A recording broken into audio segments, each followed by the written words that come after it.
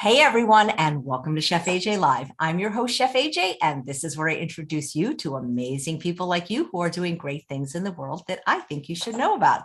Well, as often happens on this show, today's guest was referred by another guest. He's an extraordinary chef, especially in the way that he cooks food. His name is Chef James Rohrbacher. There's an at the end. So don't forget that. And he's going to be doing some late summer, very late summer and early seasonal fall cooking. Please welcome him to the show. Hi, Chef James. It's so nice to meet you. Hello, Chef AJ. It is very nice to meet you. I've known about you for a while, but I've never had the pleasure. So I'm glad to be here. Same here. That's what's the best thing about this show is I'm meeting people that have been in circles close to mine, but I haven't met. And now I get to meet you. And I can't wait to hear your story and why you cook the way you cook. Okay, great. Well, I wanted to touch base a little bit on seasonal cooking just because I think we're spoiled here in the United States, especially with having certain things year-round available to us that are flown in from across the world and really not at the height of their flavor. So learning to eat what's available at the time is the way I've kind of always cooked. And did you want to know about my background? Or I would love to know how you even your plant-based story, like what, you seem like a very healthy guy, tall and lean. So what brought you to this way of eating? Well, I wasn't always the healthiest. I grew up, like most kids, eating the standard American diet or SAD diet. And I actually, when I moved to Chicago, I got a job in a vegetarian restaurant. And at that point, I didn't even know what hummus was. And it just kind of evolved. I took a job as a personal chef for a company, and the owner of the company was a vegan. You might know him, Mark Epstein. He used to be president of the American Health Association. Yeah, I've heard. I think I've had him on the show, as a matter of fact. Yeah. I used to cook for Mark and his employees, and he wanted healthful things for them to eat. So that's kind of how I started cooking this way. I started as vegetarian with them, and then we kind of just progressed to vegan. And then I got to a point where, for myself, I had always had running a marathon on my bucket list. And I was working out with my trainer. I'm also a tennis professional, teaching tennis professional. So I was working out with my trainer, and we were running up these stairs carrying a 10-pound medicine ball. And I was like, wow, why is it so hard running upstairs just with an extra 10 pounds? So I said, if I'm going to run a marathon, I'm going to be as light as I can be to make it as easy as possible. So that was the impetus to kind of go all in and get rid of the oil, the salt, and the sugar. And I've been doing it ever since. And that was 2000. That was around Thanksgiving of 2009. So I've been following Dr. Furman. I actually work for him on occasion, supervising his culinary events that are around the country and sometimes in Italy. And I've been eating what he calls nutritarian. I call it, just on a general base, I say whole food, plant-based. Actually, I call it whole plant food instead of plant-based, because people are getting away with saying plant-based for all sorts of different levels of plant-based. So I call it whole plant food, evidence-based cuisine. And the way I eat is completely based on science. I follow Dr. Greger. I also have done work for Dr. Greger. And sorry, I'm getting messages on my phone. I'm really sorry. Oh, that's okay. If it's, if you can put it on airplane mode, but if not, don't worry about it. All right, let me get at that. Anyway, so I got rid of the sugar, oil, and salt, and that's how I've been eating since 2009. I'm not going to be able to do this right now, so that's okay. Hopefully, you won't get too many more. But do you notice any improvement in the way you feel or your health eating SOS free? Well, sure. I immediately lost 25 pounds. So I'm about 6'2", and I was 195 when I decided I was going to train for a marathon. And I lost 25 pounds. So I went down to 170, almost within like 2 months. It was, it's just cutting out all those desserts with the processed sugar and that type of thing, and the oils. And, I just felt better. I felt better eating like that. Everything, it seemed like even as weird as this sounds, like cuts heal faster, and I never get sick. I haven't had like a cold or the flu since I started eating this way. Knock on wood.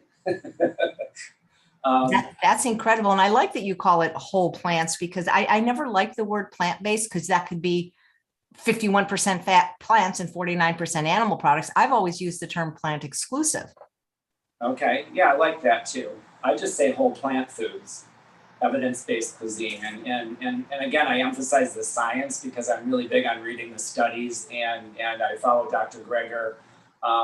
He has some wacky ideas, but I think he's really funny, and I love to listen to him. And I love that he does the research for us so that we can kind of draw our own conclusions. But in general, it's sound information. And I also like the idea that if something new comes out in science that should change the way we do things, we do it. We just change from what the science says. So that's kind of what brought me here. I mean, there's a lot of like chef experiences in between all of that. I was lucky enough to have a stage at a restaurant here in Chicago called Alinea. It is a 3-star Michelin restaurant, which was quite an experience. I also tried out for, I can never think of his name. He's famous. Gordon Ramsay, thank you. Gordon Ramsay's show, Hell's Kitchen. And I made it to the 3rd round, but then they decided they didn't think a vegan could survive on that show.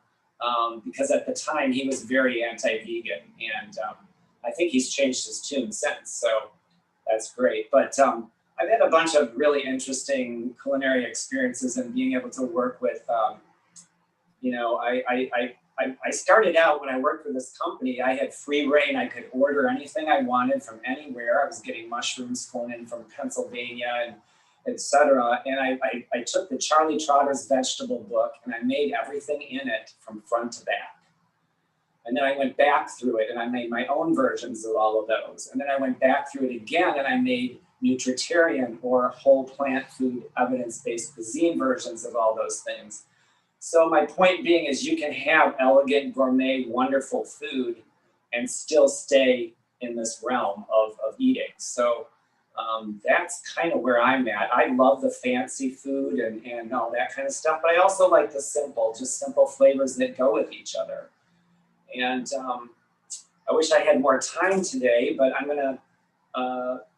I think I should start cooking and explain a little bit about the display I have here. I thought I'd bring in some things that are seasonal, are starting to come onto the market right now. Originally, I was going to be here a couple weeks ago, so I was going to do an heirloom tomato thing, and heirloom tomatoes are like nowhere to be found anymore. So I did have a generous neighbor that brought me in some delicious homegrown tomatoes that I'm going to use for one of the recipes today. But in general, in fall, we're starting to see a lot of these great things, and people don't know a lot about the different varieties of squash. People pretty much know butternut and acorn, and that's about it. And I've got several different varieties here just to show. I'm going to be using the red curry squash. This is in the Hubbard family. It's kind of a petite golden Hubbard, but otherwise known as a red curry. This is the blue Hubbard, and sometimes the blue Hubbards can get to be like this big. They can be gigantic as well, but they're kind of a pretty color that you don't see a lot in nature. And then we've got the delicata. People are a little more familiar with delicata. It's a very mild, sweet squash. The Hubbards that I'm going to be working with today are one of the least starchy squashes, so they're kind of dry when you cut into them, but they're very intense in flavor, and that's why I like it for this soup, because it's a really, that I'm going to be making, it's a really intense squash flavor. And as far as the fruit that's coming into season, I got lucky this week because I'm going to make a dessert with fresh figs. There's like a second wave of fresh figs coming through, and they are delicious. So I'm going to be doing a dessert with fresh figs. Those will start fading out in a couple weeks. Usually, you used to be able to get them all the way up till Thanksgiving. So we might see some more, but, and then we've got pears are coming in. I've got a basque here that I'm going to use for the dessert as well. And of course, everybody's favorite buzz this time of year are the pomegranates. They start coming in. But I wanted to point out quinces too. Now that people don't know what a quince is or has never worked with them, they kind of look like a lumpy yellow apple. You do not eat them raw, they must be cooked. But you can set them out in a room and it perfumes the room. They're wonderful, like a florally bouquet just coming off of the skin. It's wonderful. But you can pair them with if you make applesauce, throw a quince in next time you make applesauce. It'll make it a much more interesting experience. The quince by itself is pretty, it's got like this elusive flavor. It's hard to pinpoint. It's not pear, it's not apple, it's kind of, I don't know, it's an elusive flavor, but it really melds well with apples and pears and specifically. So next time you're in the store, buy a quince and just do something with it. That's what I like to encourage people to do. Walk through that produce section, pick out something weird like a dragon fruit or I don't know, you name something. How about a meme sapote? I've got one actually on my table that I've been that I know is not going to ripen properly because it's past its season, but I love mame sapotes. They're delicious. They taste like I akin it to sweet potato cheesecake. It's kind of the flavor, but they're lovely. You want to hand me the mame just so I can show them what it looks like? This is a really tiny one, but it's always not. I have an assistant today. My sister is visiting from Seattle, so she's going to be my Vanna White. But this is a very small mame. They look kind of like little footballs, and they're kind of fuzzy brown texture. But yeah, they're absolutely delicious if you ever have the chance to have one of those. So I'm going to move some of this. Oh, and I forgot my absolute favorite. This is the #1 fruit in my desert island fruit bowl, and it is the hachia persimmon. These are my absolute favorites. I have my entire dining room table by mid-November to mid-December full of these ripening. And I eat like 6 or 7 a day. They're just so delicious. They're like candy. So I'm going to remove some of this stuff so you can all see me cook. And my assistant is helping me. We're going to start out with a red curry squash soup with herbed kale spätzle and an apple curry butter. And that sounds all really complicated. Thank you, Vanna. I'm going to leave the pear and the figs because we need them. And can I give you these quinces as well? So I'm actually just going to get some, the recipe should be down in the YouTube notes. It's called red curry squash soup with curried apple butter and herbed kale spätzle. I'm not able to fit all the recipes and your bio in the show notes. So what I have so far in the show notes is the Sabayon and the goat cheese tart. That was all I was able to fit. Okay, well, I can put, like I said, I can post anything that's not there in the comment section so people can refer to it. But we're going to start off by simply sauteing some sweet onions. This is like a Walla Walla. Maui are also good, nice sweet white onions. And I saute with white wine. Some people don't like that. There are basically 3 choices: white wine, water, or a vegan vegetable broth that you can saute with. The biggest caveat for me when you're sauteing not with oil is think of how much oil you would use as a normal person at home and use that same amount in wine, water, or broth. So it's usually a teaspoon to a tablespoon. It's not like restaurants where they're, swirling 3 times around the pan with the olive oil.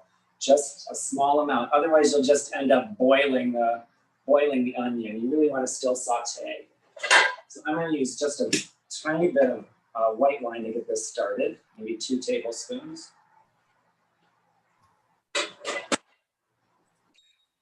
I'm using my induction cooktop today, which is just a really nice way to cook in a high-rise. I live in a high-rise on the 25th floor, and we're not allowed to have gas. So I abandoned my electric stove years ago and I'm doing induction now. So I'm going to get these started.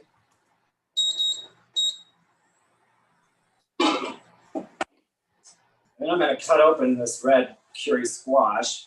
I actually pre-scored it so that I don't stab myself on camera, which often happens. Cut off the stem, and we're just going to try to cut this in half.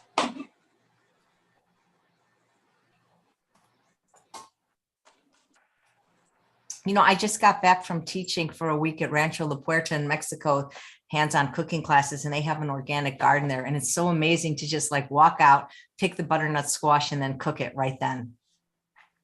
Oh, yeah. How was your trip, by the way? It looked fabulous. And it's wonderful. It's just a wonderful kitchen to cook in. All right, so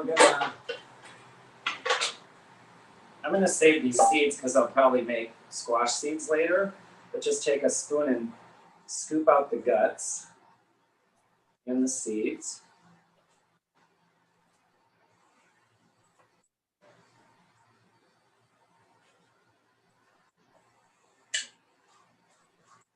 You want to make sure you get all that kind of slimy, stringy stuff out too. Like I said, these are pretty dry squashes because of the low starch content.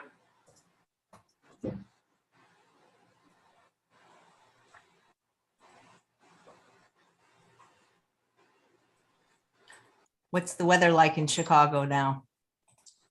It is, you were out for a walk. My sister Debbie was out for a walk. It's nice. It's like 65 maybe. Yeah.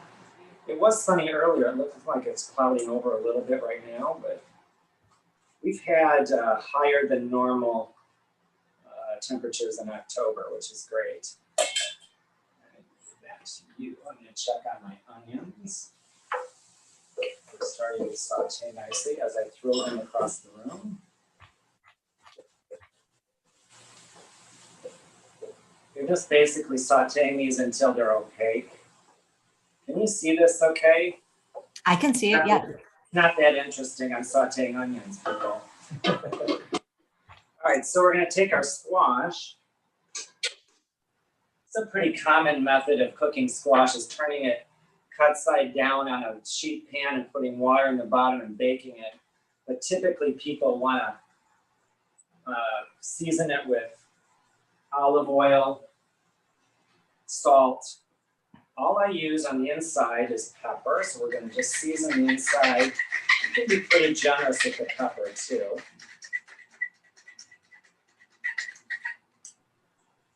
Just going to season the inside, and it sticks nicely to the squash.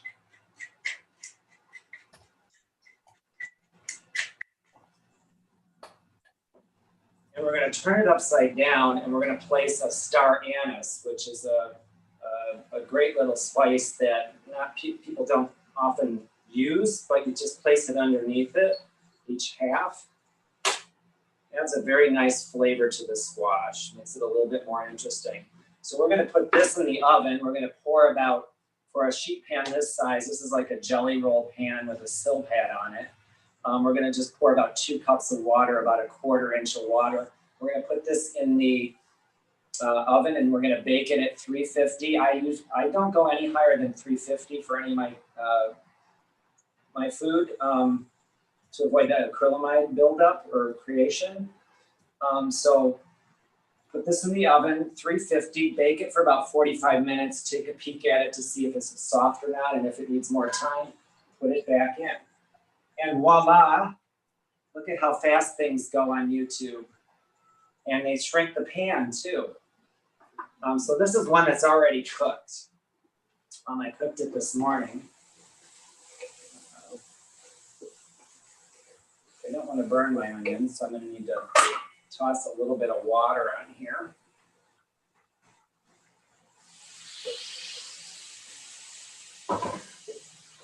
It's actually kind of how we brown things in this kind of cooking is you basically add little dabs of liquid and deglaze the pan, and it caramelizes the onions a little bit. So you can still brown just using water and such. And I think that's the hardest thing to articulate to chefs, that you can actually cook without oil. Right, it is. They want to put oil and so much of it in the restaurant. I've been behind a lot of back of the houses and kitchens, and man, they use so much oil and butter. It's unbelievable. They want people to love their food so they come back. And I want people to love themselves and come back and eat my food. I love that. What a great line. So these are nice and golden. I'm actually going to shut these off. I need to blend the top. Thank you. You know, even when I can get them to wrap their head around the oil, the no salt thing, that's like they don't ever agree with that. It's true. There's naturally salt in things, so we get plenty just from eating naturally. A variety of foods, tomatoes and spinach and chard all have levels of sodium in them. So a lot of times I'll see people making a squash soup, and after it comes out of the oven like this, it's kind of hard to deal with, and they have to scrape out the skin and whatever. So what I do, and there's no rule of thumb for winter squashes as far as whether or not you can eat the skin. So what I do is test it. And this one is very tender, so I can use the skin. I don't need to bother with the scooping out and all that kind of stuff. And especially since I'm pureeing it anyway, what difference does it make? In general, most of the nutrition in vegetables is in the skin. And we throw that away a lot of times, like with apples that aren't organic. We're taught to peel those because of the pesticides. But all of the nutrition is in the peel of an apple. So, I mean, you get the fiber for sure. So what I'm going to do is I'm going to actually just put this whole thing in with the skin and all. Not the star anise, though. That was just for a subtle. I'm going to cut out a little bit of that bottom stem now. I don't want that in my Vitamix. So we're going to put this in here along with the onions. Thank you.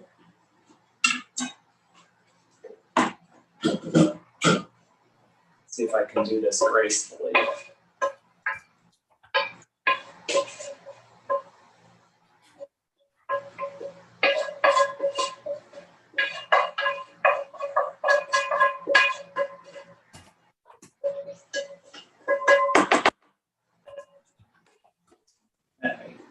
Then I'm going to bring this over a little closer so you can see what's going on.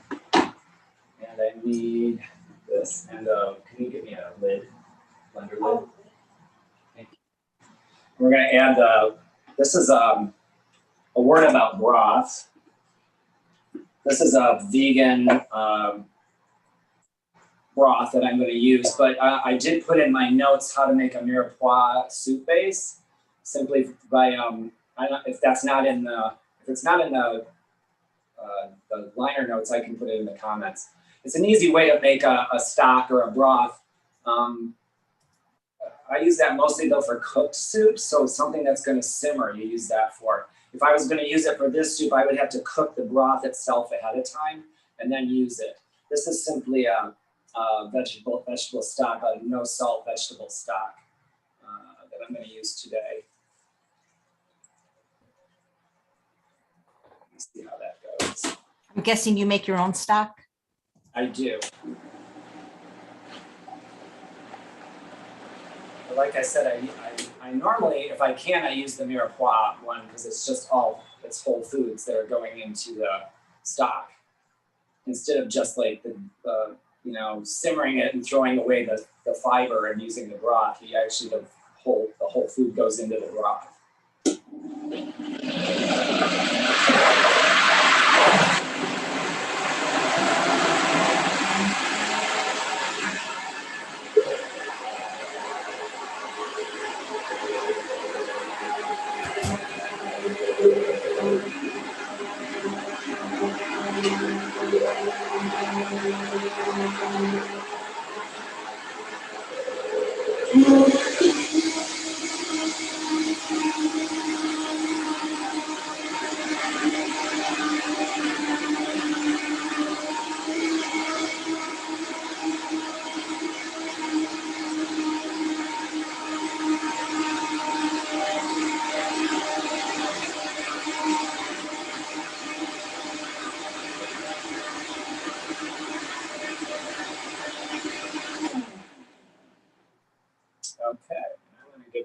assistant, and it's gonna reappear when we plate the final product of the soup. Next, we're gonna make the spätzle.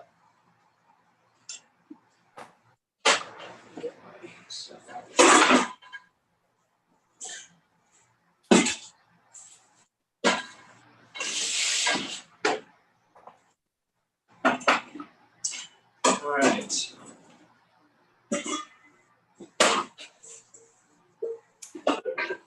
Spätzle are typically thought of as a pasta that's put through like a potato rice or something. It turns out to be these little tiny little nuggets of pasta. But what I kind of stole the term. This is an adaptation of a Charlie Trotter recipe, and he calls them Spätzle. It's a German word for dumpling, basically, and I like the idea of like a free-form dumpling. So what we're going to start with here, we're going to kind of get our egg going. In other words, our chia seed. We're going to start with some ground chia seeds. I'm actually going to make half a recipe of what will be on the website, and then we're going to stir in some of your favorite unsweetened plant milk. This happens to be soy milk. I like soy milk just because you can buy the ones that's just soybeans and water, and there's no other of that garbage like in the almond milks and things. And let me give that a little stir.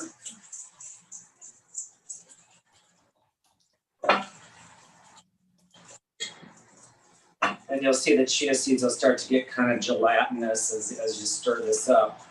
I'm also going to do things a little bit in reverse from the recipe. I'm actually going to put in the herbs and the steamed kale before I fold in the flour.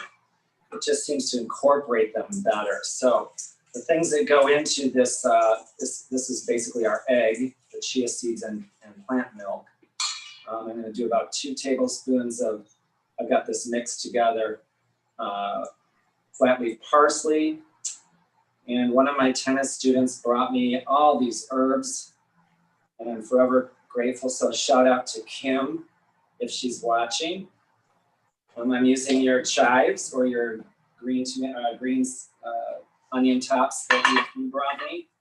And as you can see, I have your basil and your rosemary, using all your stuff. And some nutritional yeast. I use, as a seasoning blend, I use Dr. Furman's veggie zest. It's kind of it's like a soup base that's got kale and vegetables and mushrooms and things. It's tasty, but you can use any sort of no salt seasoning that you'd like, or you can omit it altogether. Give that a little bit of a stir. It'll eventually come together to be a dough. She is really starting to thicken up now. I'm going to add some sauteed kale. This is it's actually about 4 cups to start, but once you cook it down, it goes down to about less than 2. So I'm going to stir that in as well.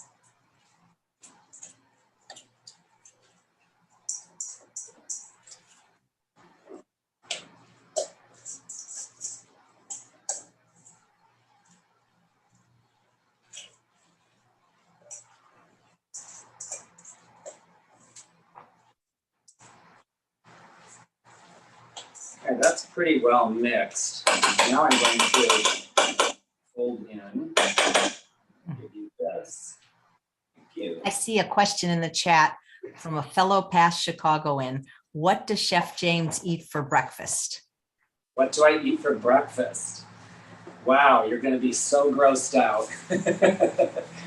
But for 18 years, I've been doing a blended salad.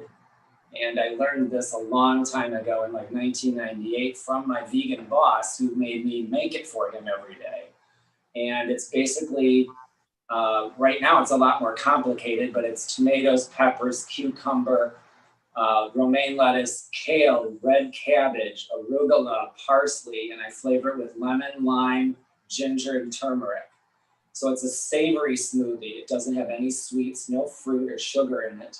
Occasionally I'll put a beet in if I want a different little style, but it's delicious. And if I don't have one of those every day, I'm like angry. So that's what I usually have for breakfast. And then when I'm working the tennis club, I'll usually have some oatmeal as well, because I need to get through like 5 hours on court in a row. So I need a little bit something more substantial than the blended salad, but in general, I always have my blended salad every morning. It's my favorite thing. I don't think it sounds gross at all. I've tasted them. I make them from time to time. I think they're fantastic. It's definitely an acquired taste, though. I can remember the very first getaway that I did for Dr. Furman. I demoed it and had the people sample it, and these were all like right off the boat sad eaters, and they just hated it. They thought it was the most gross thing ever, and I'm like, oh no, I failed at my very first demonstration. I think the problem is the color is off-putting, but if you drink it like in a glass like this where you're not looking at it, it's delicious. Right, and I tell people it's like a V8, but it's got all of the fiber and none of the sodium. Mandy asked if you could please repeat the name of the squash that you had roasted. A red Curry, Kuri. Like Madame Curie almost. No, that's Curie, I think. Close enough. So anyway, you'll see how this is forming a dough now, and it's going to be like a dough, like if you were making a pie crust or any other kind of dough type thing. It takes a little while to incorporate the garbanzo bean flour.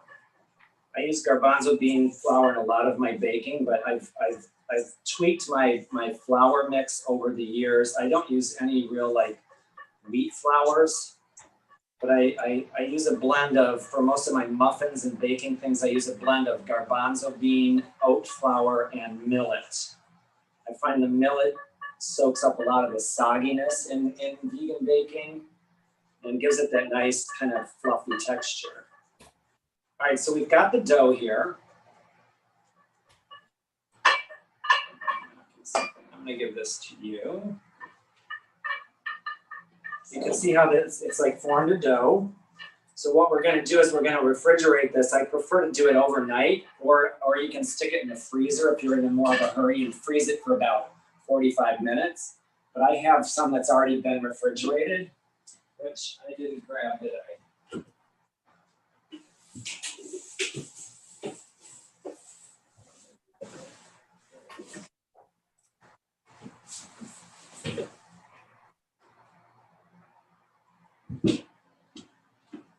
I've had this in the refrigerator since yesterday. So what we're going to do is we're going to make the little dumplings.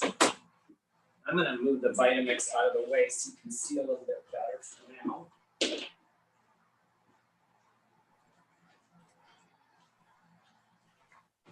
And all you do is you take a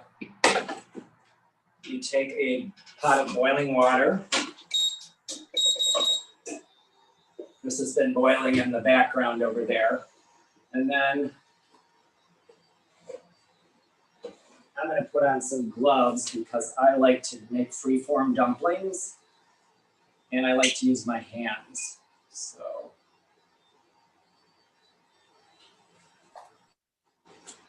I just take little pieces of the dough and just drop it in the boiling water. They can be free-form. You can make some long, skinny ones if you want, or whatever. Just kind of drop little blobs in the water, and they will float when they're finished cooking. So you don't really have to time them. When they're floating to the surface, they are done.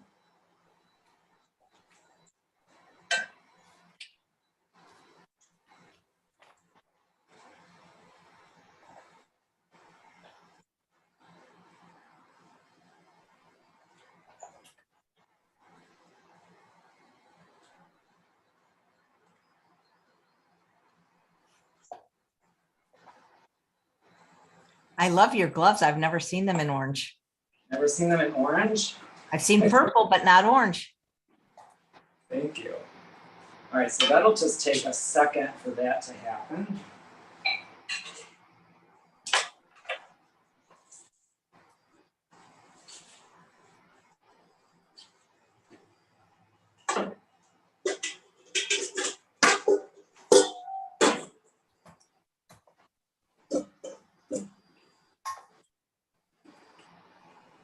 Give it a swirl to make sure they're not stuck to the bottom, but we've got some that are starting to come up.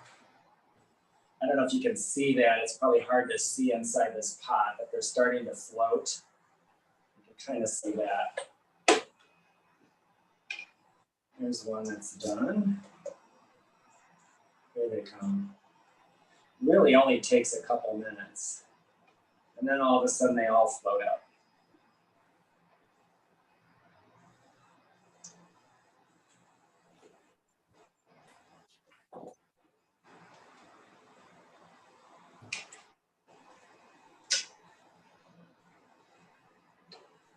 How are we doing on time, Chef AJ? We're good. It's 11:38. We're doing good. You're cooking great. Okay. Hey, as long as you mention what you're had for breakfast, why don't you also tell us lunch and dinner? Well, lunch today, guess what, is going to be the samples of this that I'm making right now. I do usually do my big meal at noontime, and then at dinner time, all I have is a really big salad. I just don't like to go to bed being very full, and with my schedule, I don't always have the option of eating early dinner. So I end up eating at 8 o'clock at night. So I usually just have a big salad with one of my dressings. Okay, so that's it on the dumplings. We're going to take those away. Now another option you can do with those dumplings is you can put them back in this in a nonstick skillet, and you can dry saute them until they're a little bit crispy on the outside. So if you want like an added texture, right now they're just kind of going to be chewy like dumplings are. But if you want an added texture, you can pan fry them with no oil or no broth or anything. You just dry saute them. Take this away.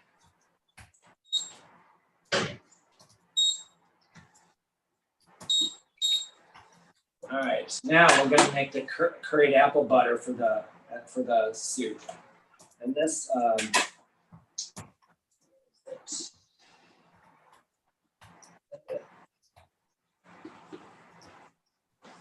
Yeah, here it is.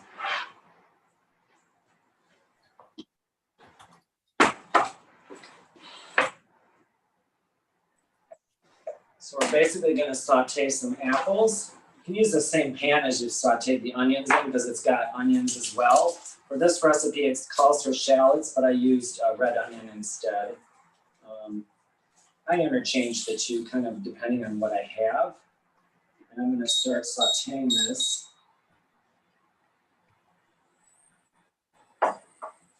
And a little bit of garlic.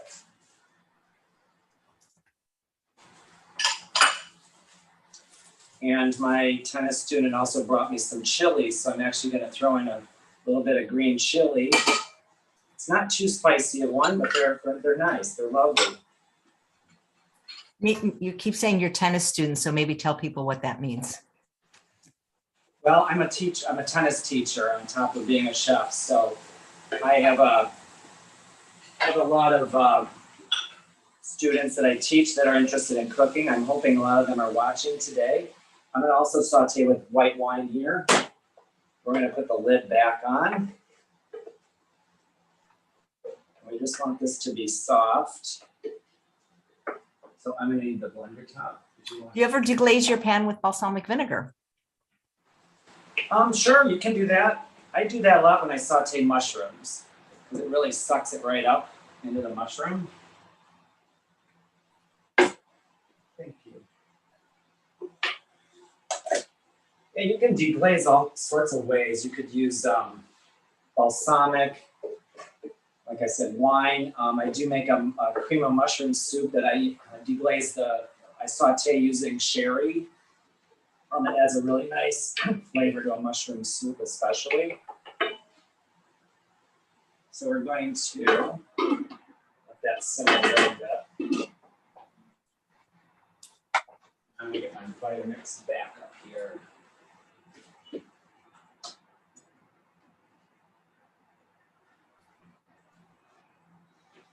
Let me give that a minute. I should have made some of this up ahead of time, but we'll see. Is there anything else you want me to cover that I can talk about while this is cooking? Because this is going to take. I was just curious, do you ever teach classes? I do. I used to have a studio kitchen that was so ideal for it. It ended up, I had to move out of that space because the building was sold, or the space was sold. But it had like a triangular island where you could sit, the students could sit around and watch like a focal point kind of presentation. So it was really nice. I do offer in-home cooking classes. I prefer to do it that way because I want people to be able to cook out of their own kitchen. So if they're taught in their kitchen, they're more likely, I think, to cook in their kitchen. If they go somewhere and to a some class, I know there's a lot of cooking classes and things that are options these days, but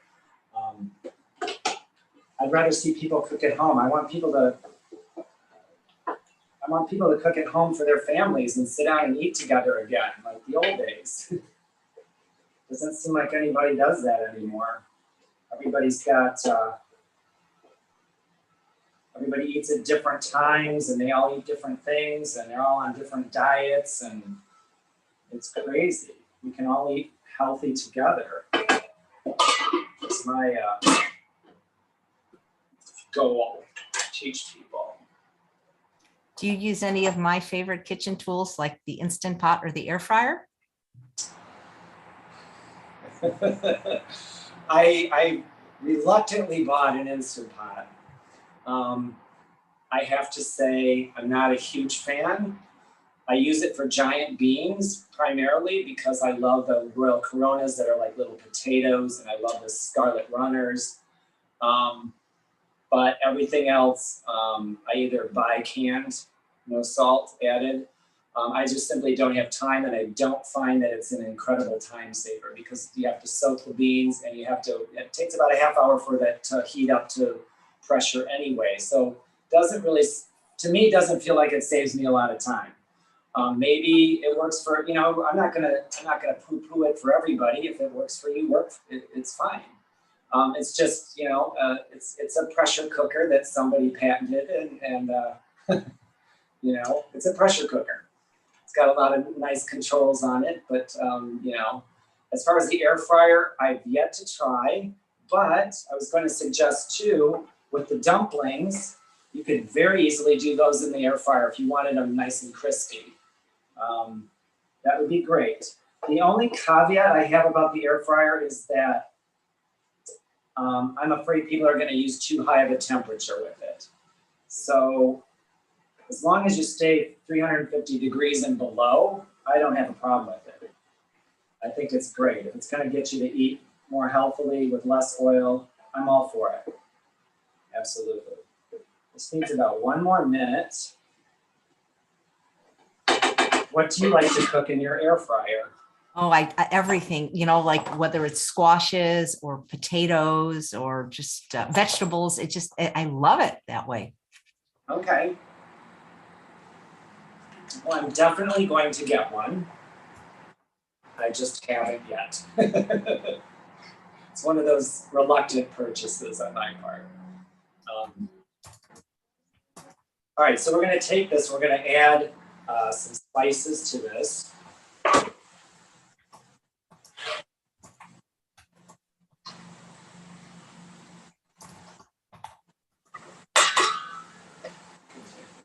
Thank you. It's hot.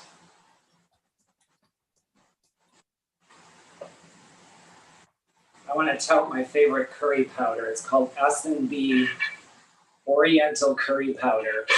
Hate the non-PC name, but I love this powder. It doesn't have any salt. It's got like 20 different herbs in it. It's sweet and slightly hot, and I love the flavor of it. So. And what's it called and where do you get it? Called S&B curry powder. I used to get it at a local store that went out of business, and now I have to buy it on Amazon. unfortunately, but it's there. I'm looking for my measuring spoons. Are they around there? Do you have a favorite spice? Oh, right there. Yep. Is Do I that have a your favorite spice? Yeah, is that your favorite spice? Curry powder? Well, this is one. I mean, I like a lot of spices, but this particular blend I really like. It's just, it's sweet, but not too hot. It doesn't have any of that bitter edge to it that some curry blends have. And I think it's suitable, although my sister disagrees, for both Thai and Indian cuisine. So anyway, we're going to add about 3/4 of a teaspoon of this. I'm going to bump it up a little bit. So Stephanie says, Chef James, what is the matter with turning your air fryer above 350 degrees? What am I missing here? I'm missing my chilies. My chilies there? No, that's for the. Cooking at higher temperatures than 350 degrees in some foods creates this compound called acrylamides, which is a proven carcinogenic. You're probably not going to eliminate it completely by cooking at lower temperatures, but the higher temperatures are where it becomes problematic. And I got to pay attention to my curry here. Sorry about that. That's okay. Yeah, I know that Dr. Goldhammer is not a fan of the air fryer. Well, you know, I think Gregor and Furman are okay as long as you don't go above 350. That's kind of the standard there. Oh, and I need some paprika too. So a teaspoon or two of curry, some paprika. You can always adjust this in the blender too if you want it a little spicier. I had some green chilies, but I guess I don't know what I did with them. Is that a silver cup?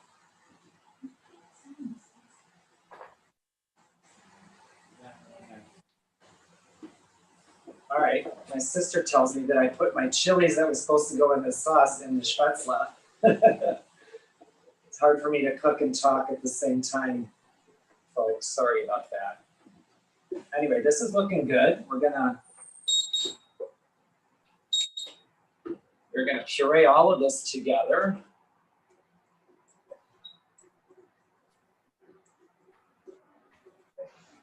Just kind of cook until the apples are opaque and a little on the soft side.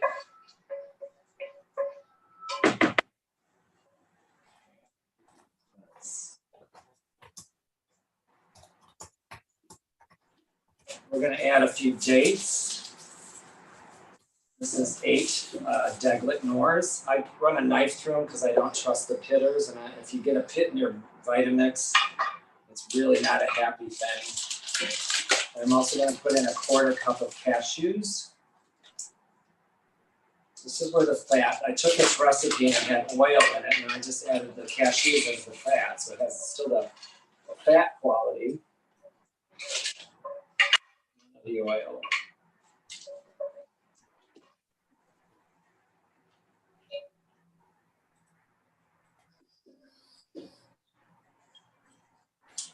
Okay, and then I need some more of that. So I'm just going to use water. We're going to blend this up. Add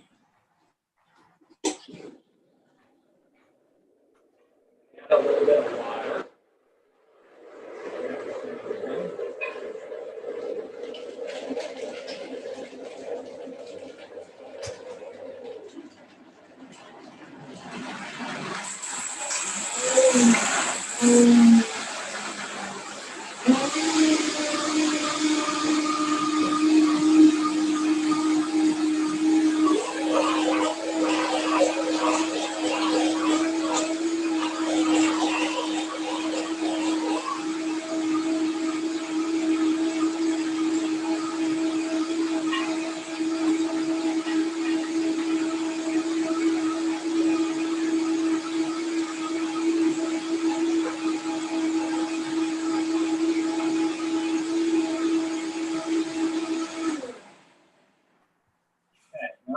made up the finished product here, so you can see how that goes.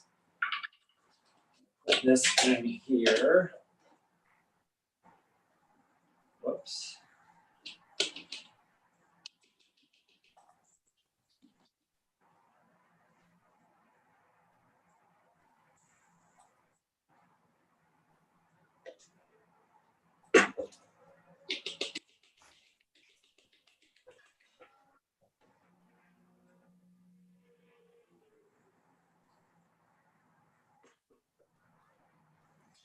You would save this. Thank you.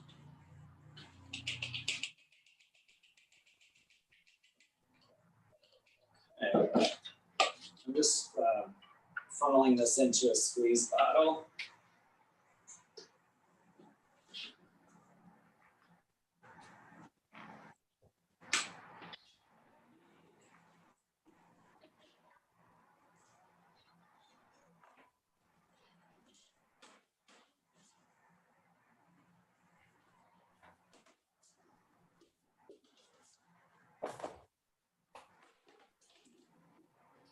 All right, so here's the soup that we made earlier. I'm just going to ladle it into the bowl.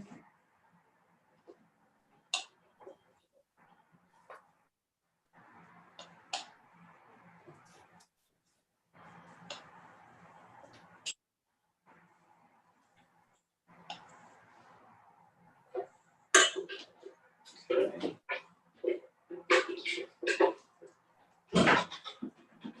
You don't have to hurry. Then we're going to place, I've got some of the dumplings that I made up ahead of time that are crispy, that I pan fried. I placed a few dumplings in here. You can do whatever kind of pattern you want. And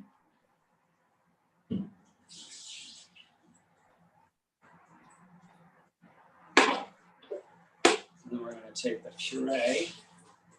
I'm just going to drizzle.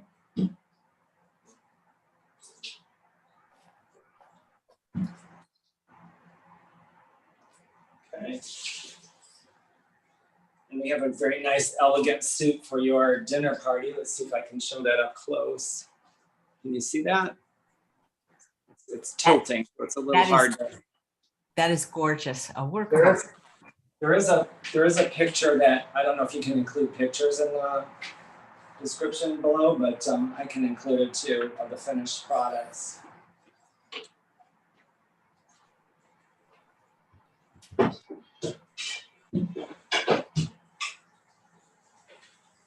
So I'm going to move on to the herb, tomato, and cheese tarts. Hold on, let me get my notes up here.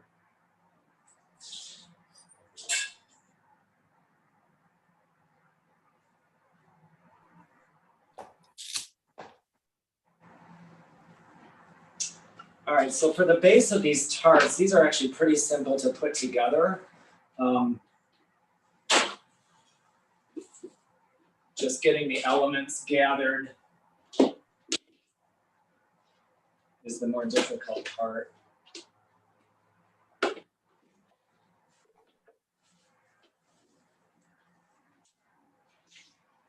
So most of you are familiar with the name of this.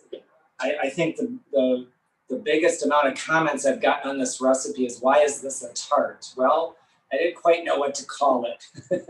Because it's kind of a pizza, but it's kind of not. It's kind of a tart, but it's kind of not. The base that I use for these tarts or pizzas are the Ezekiel Tortillas, the sprouted grain 100% tortilla, sprouted grain tortillas. And they've recently come out with a salt-free version, which is lovely. I'm going to show you the difference in the packaging.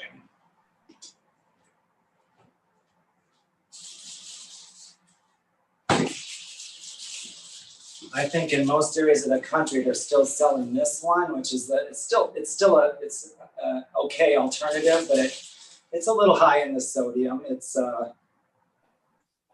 there's the sodium in here. 125 milligrams in a tortilla, which isn't horrible, but they've come out with this new one. They call it low sodium, but there's no salt on the ingredient list at all. And it says, 0 milligrams of sodium. And to me, I taste tested these side by side. I can't tell the difference. So yay for Ezekiel for improving a product instead of going the other way, which most companies have been doing these days by adding stuff to make it worse. So I'm really happy. But anyway, I just take these whole wheat tortillas or these whole sprouted grain tortillas and I stick them directly on the oven rack and crisp them up. And that's what becomes my tart base. So I've got a few of those here that I've already baked off. And you can see they turn out nice and crispy. Just throw them on your oven rack, 350 degrees, about 4 minutes on each side, flip them, and they turn into these lovely little tart or pizza bases. So we're gonna make the cheese. Can you see the processor? Okay, you can, good. I'm not gonna move it because it's too hard to move.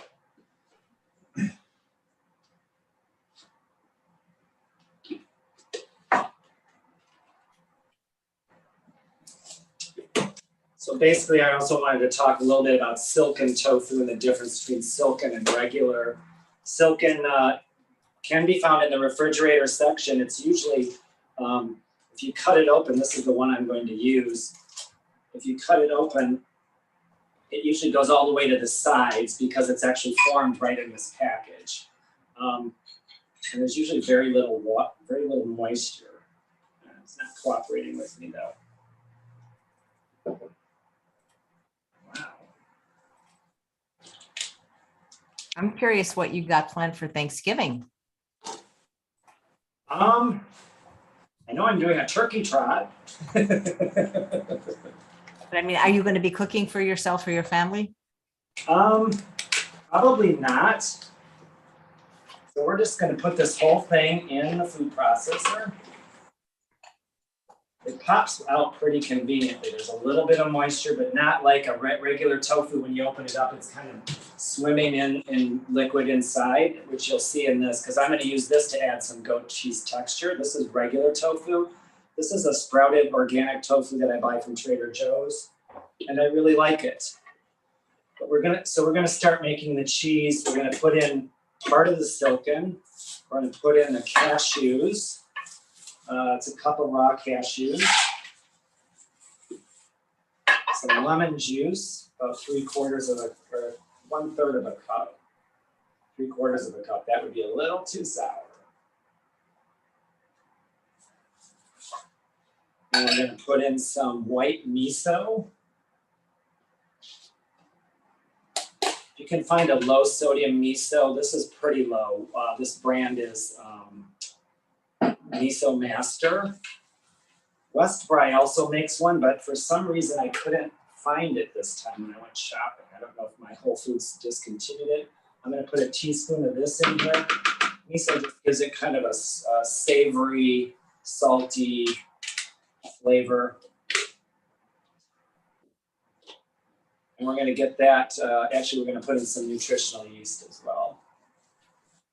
We're going to get that all blended up. This is kind of a quick way to make a cheese without having to use Rejuvelac and ferment things overnight, or use a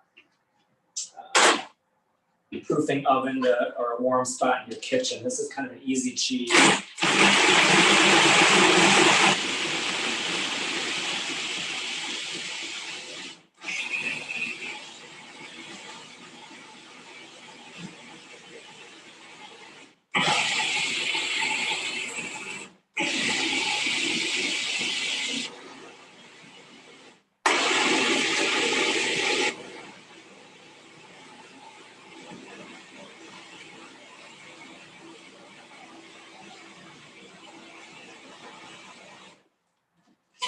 It's relatively smooth. The reason it's still kind of runny, hold on 1 second. The reason it's still a little bit on the runny side is because I'm going to add the rest of the tofu. And I actually like to use regular tofu to it gives it kind of a gritty feel, just like goat cheese. If you've ever, some people have never had goat cheese, but I've had goat cheese and I've had really good goat cheese. And it does have kind of a chalky, gritty texture to it. So I think adding a little bit of regular tofu kind of gives you that feel. I'm just going to use half of the sprouted.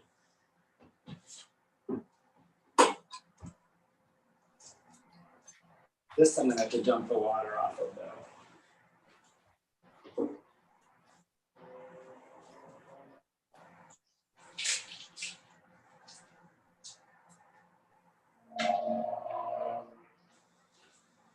This comes out in a solid block, unlike the silken, and I'm just going to crumble this in here. And whir it again, and then we'll taste it for sourness and see if it's sour enough for cheese.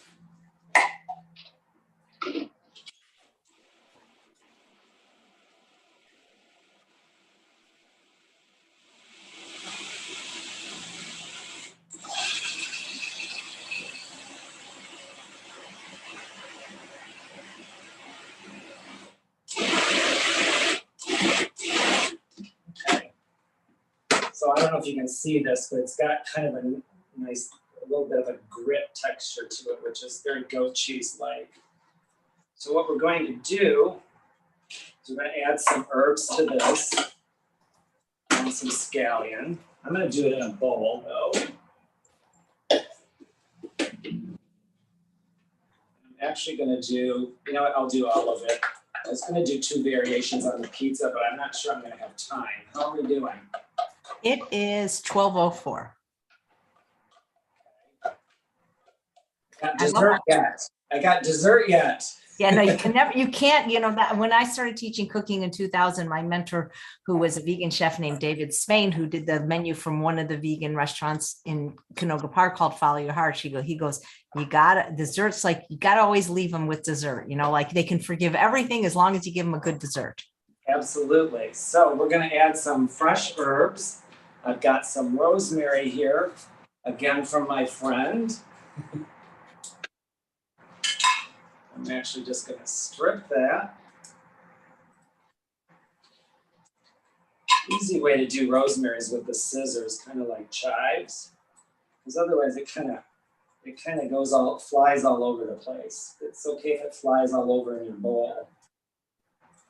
Rosemary's a little tough to maneuver with a knife without spraying it all over the place.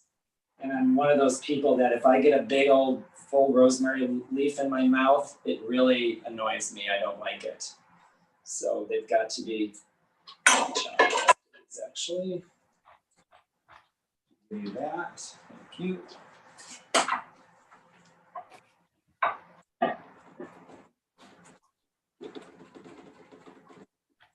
So we've got fresh rosemary.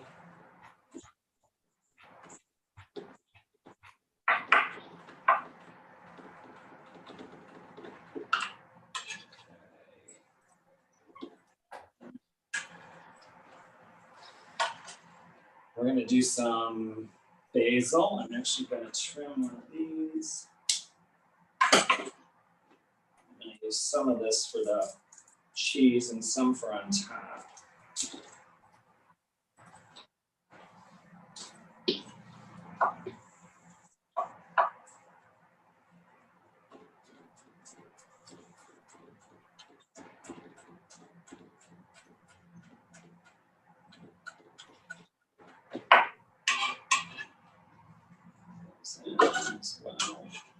I actually really like to use the basil flowers too. They're pretty intense, which we will use as the garnish. And I'm going to do some dried thyme. I dry a lot of my own herbs from fresh. So I had some thyme out drying, and I'm just going to strip that off and put it in here. Kind of an easy way to dry thyme. You just stick it out, and then if the recipe calls for it, just put the whole thing in and fish the stems out, because the leaves will all fall right off into whatever you're cooking. So you don't have to bother with stripping them before you dry. And I always rub dry herbs together in my fingers to kind of crack them up and make them a little more flavorful. This is tarragon. I didn't have any fresh or home dried, so I'm just using some of this. But again, I rub through my fingers to bring out some of the oils that otherwise wouldn't be released. And last but not least, we're going to stir in some shallot.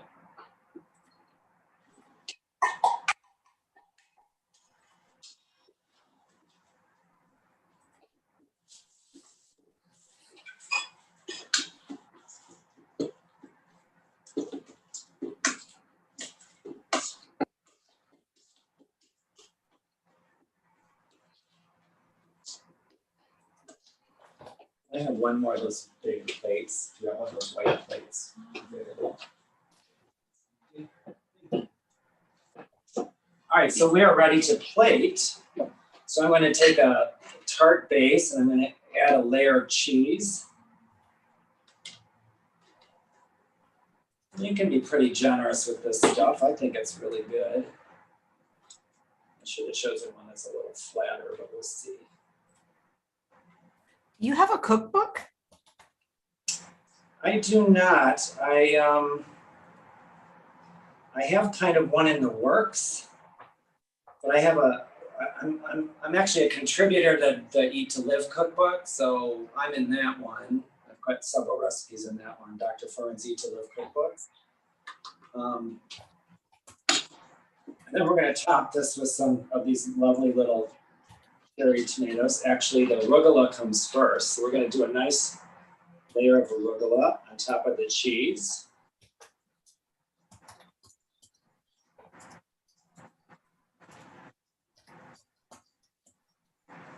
And then, I'll do this, I'll ask for it back though. I like to use my tomato knife. We're going to use some of these mini purple Cherokees. Golden pears. This is really exquisite with height of the season heirloom tomatoes. It's just yummy. Not that these aren't delicious tomatoes, but you know what I'm talking about. Height of the season heirlooms are just amazing. Let's make this real pretty.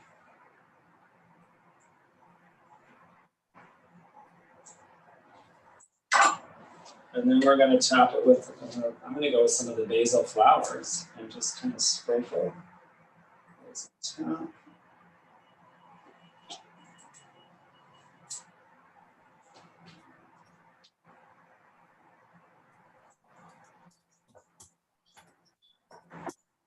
And there we have it. You can cut this pretty easily with a chef's knife. Just go vroom, vroom into quarters. Serve it as an appetizer, but it's a really nice light lunch, especially late summer when the tomatoes are good. So I'm going to show you one other quick, do I have time for a quick option on the pizza and the dessert? You do, and that is a beautiful pizza, by the way. Thank you. Isn't that lovely? It is really delicious, actually. Right. Sherry wanted to know which of Dr. Furman's books can they find your recipes? Because he has many books. The Eat to Live cookbook. The original one, wow. Yeah, the original, yes. Nice. And then I need to put it back.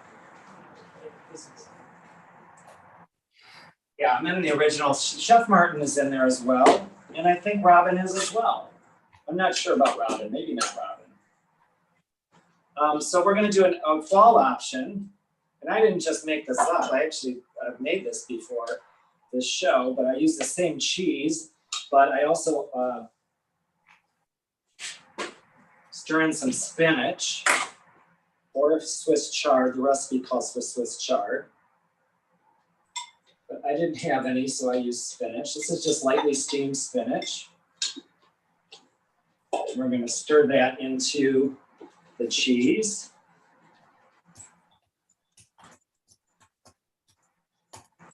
And we're going to do the same thing, a layer of the cheese with the spinach in it. This is reminiscent of like a spinach dip, if you've ever indulged in that kind of thing in the sad world. I used to remember that dip, they'd always be in a sourdough bread, the traditional spinach dip. People would hollow out a sourdough. Yeah, that's kind of what it tastes like. So we're gonna do that, and sticking with the seasonal theme, I actually roasted off some butternut squash, the more common variety, cut into half moons, and they're actually tossed and roasted with, I use Chinese 5-spice, nutritional yeast, toss them in that, and then roast them, and then you can make a nice little like pinwheel design.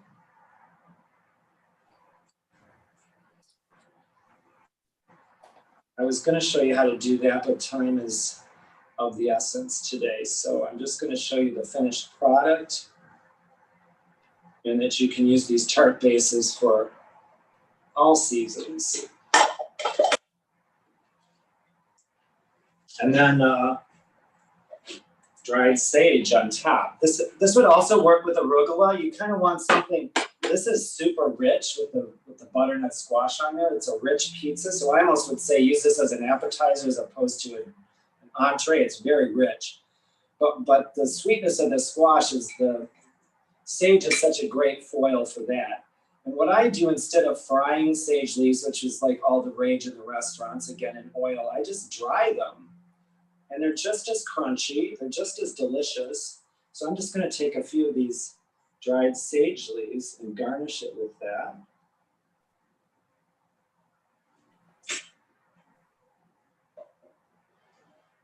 And you get a little bit of crunch as well. If you wanted, guess what? You could probably do them in your air fryer, right? Absolutely. Have you done fried sage in your air fryer? I have not, but I don't see why it wouldn't work. I've done roasted garlic or garlic cloves and to make roasted garlic in the air fryer. Right. So I think that would work. So this is really, really, really pretty. This is a nice fall pizza. What do you think? Your work is beautiful. I'd eat it. Thank you. We're going to eat this in about 20 minutes. Yes. All right, so let's get to dessert before I run out of time here.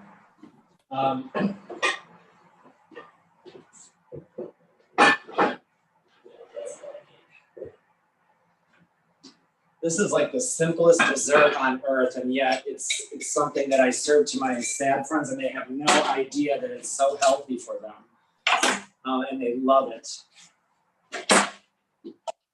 I'm going to get this out of the way. Housekeeping here. We need the Vitamix again. The Vitamix.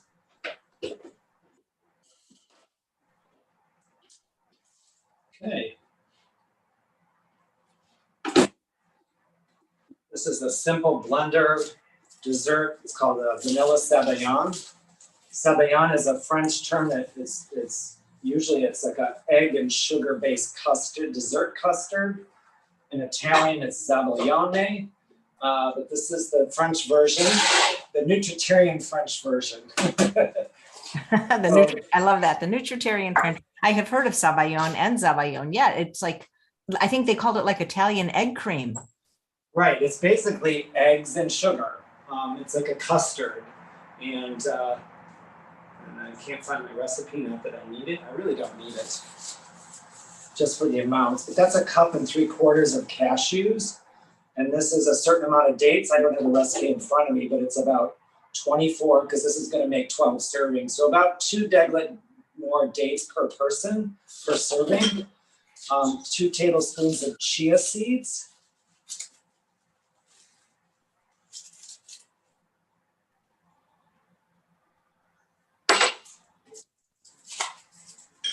Let's go with the vanilla bean next, because the last ingredient is the surprise ingredient. I wrapped these too tightly for my own good.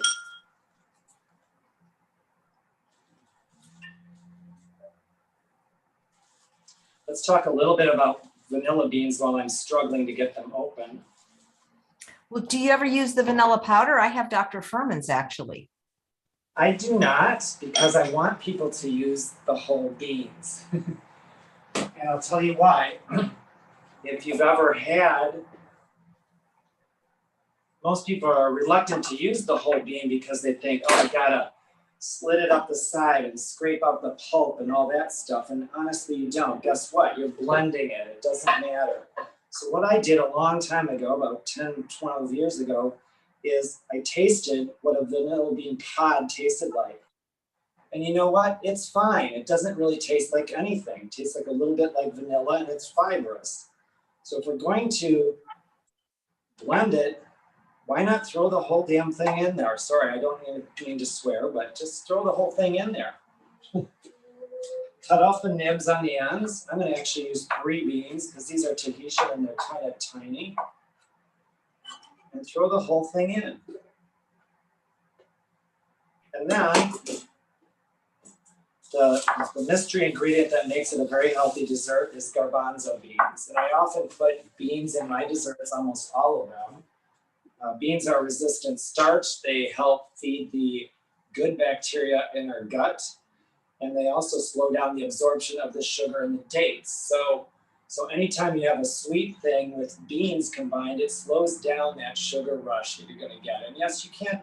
I personally feel like I get a sugar rush from dates. I could sit and eat a pound of dates after the first 2 kind of kick in. For me, it's just like sugar. So I appreciate that this doesn't give me the big high and low kind of feel. So throw in some beans. Garbanzo beans have a very nutty flavor, and it's a nut-based dessert cream. So there's nothing wrong with adding a little bit more nutty flavor. And we're gonna get it all moving with some coconut water. And I happen to like this brand called Taste Nirvana. It's pretty pure, but it also has a little bit of a cocoa flavor profile, which I like. So we're gonna get this going.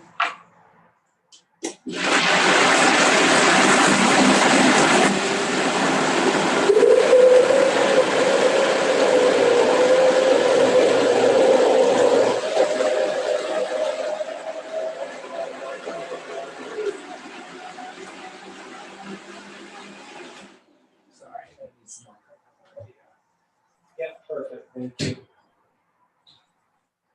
Thank you. A little bit more coconut water here. This makes a lot, so. Don't ask me why I don't use the plunger.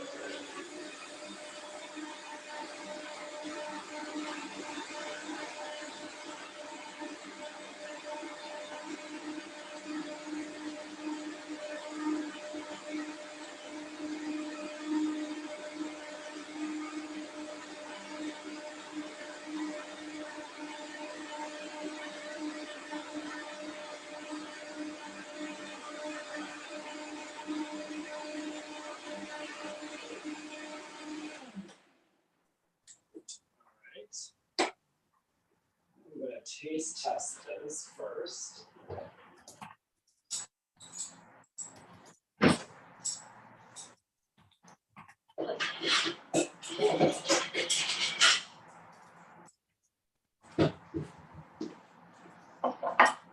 So I'm going to taste this. It's perfect. So let's do 2 things with this. Oh, you know what? I don't need that. I'll be fine. Yeah. So I'm going to start with some fresh figs. I washed these already because I picked out some really good ones that are nice and gooey. When you're looking at black missions, kind of the uglier the fig, the better it is. usually. You don't want hard, firm, any green at the top when you're choosing them. And I do kind of look like a jerk in the market, but I go through the baskets and I pick out the hard ones and I don't take them because I want all of them to be good. So I take the good ones, and what we're going to do is we're just going to put a pool of this in the middle of the plate. It's not too much.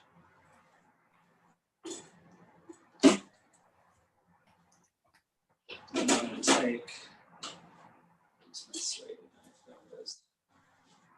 take the stem off, and I'm just going to halve these figs. Beautiful.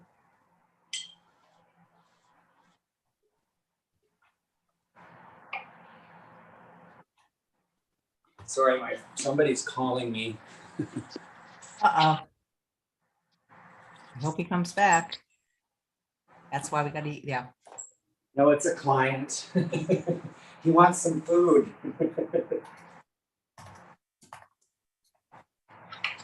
Let's go with 5 right here. Oh, this one is beautifully gooey.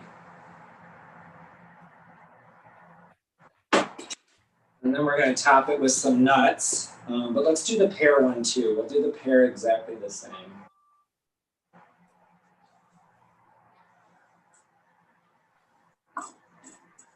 And this simple thing is such an elegant dessert. I'm using a Bosc pear. Bosc are one of my favorites, but Comis are my all-time favorite. They're just not quite ready yet.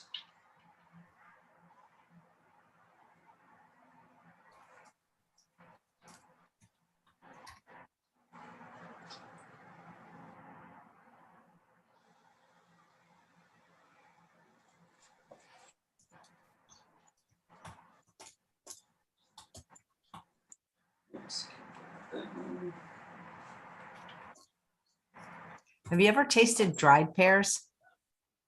Mm-hmm. They're so good. Yeah. I try to stay away from a lot of dried fruit though, because like I said, I have an issue with sugar, so I can be triggered a little bit too much with these dried fruits. But yeah, they're yummy for sure. All right, so we're going to add a little crunch element to both of these. I've toasted up some nuts. Again, toasted nuts are okay in that I toast them at a low temperature. If you buy them already roasted, this is the odd number fig that I'm going to eat right now. If you toast them, if you buy them toasted, they cook them at too high of temperatures in the stores. So if you don't like the taste of raw nuts or the texture, lightly toast them yourself at 300 degrees at home, and you're fine. I think for our purposes, I think walnuts are probably going to go the best with figs. So I'm going to chop a few roasted walnuts for the figs. Just sprinkle those around.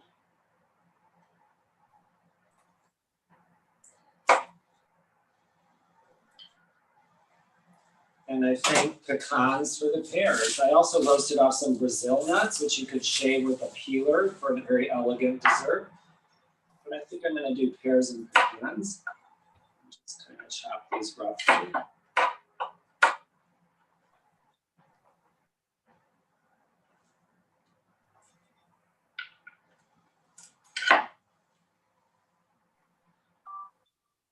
Okay. And take a look at each one of these. These are the fig walnut.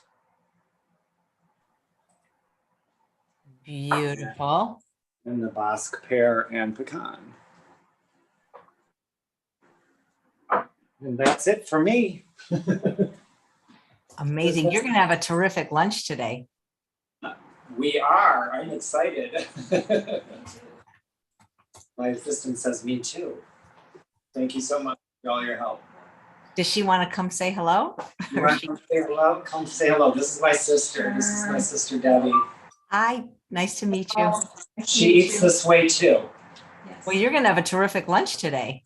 Oh yes, I'm looking so forward to it. Great. Well, it was it's really such an honor watching you cook. I can tell you're a tremendous chef. If you ever want to come and do an Iron Chef on the show, maybe against Chef Martin.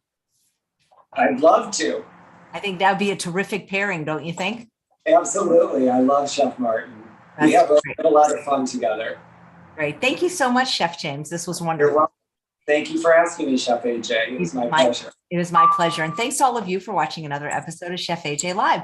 Please come back in about 90 minutes. We have another show today with Talia Furman. She's going to be making, well, actually, this is so funny. You're on the same day, another nutritarian making chocolate peanut butter bread from her Desserts to Live For cookbook. I didn't plan it that way, but what could be better? Awesome. I know Talia. Yeah, that's terrific. Take care. Hello.